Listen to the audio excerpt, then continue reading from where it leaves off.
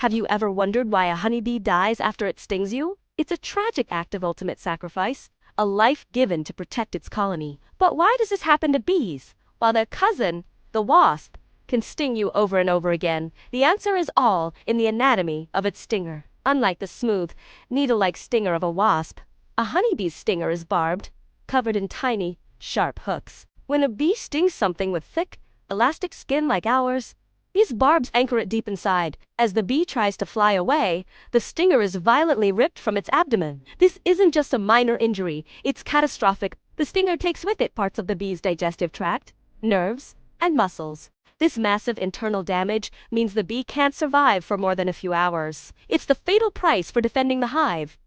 But this sacrifice supports an incredible society. A single healthy honeybee colony can have up to 80,000 members. At the heart of it all is the queen Esily, spotted by her larger size. Her only job is to lay eggs up to 2,000 every single day to keep the colony thriving. And this workforce is incredibly smart. Bees have a sophisticated navigation system, like natural highways in the sky. They can even be trained to play soccer, pushing a tiny ball into a goal for a drop of sugar water. They communicate using chemical signals called pheromones and, famously, through the waggle dance, a complex routine that tells other bees the exact direction and distance to the best flowers. All this hard work creates one of the world's most beloved natural products, honey, but the amount of effort is staggering. In its entire lifetime, a single worker bee produces only about 1/12 of a teaspoon of honey. To make just 1 pound of honey, a colony needs to visit around 2 million flowers and fly a distance equal to circling the entire earth.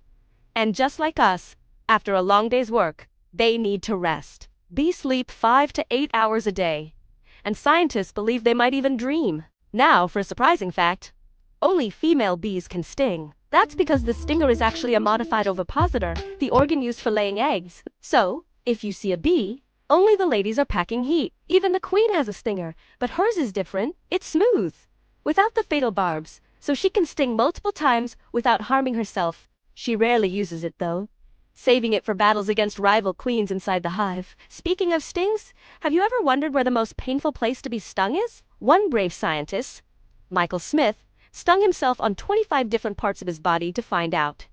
The verdict: the nostril and the upper lip are the absolute worst.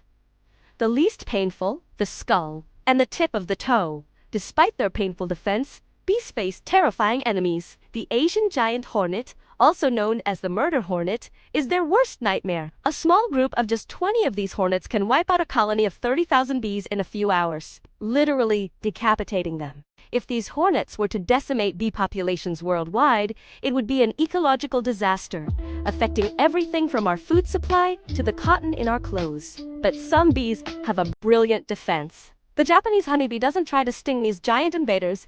It would be useless. Instead, hundreds of them swarm the hornet, forming a tight ball.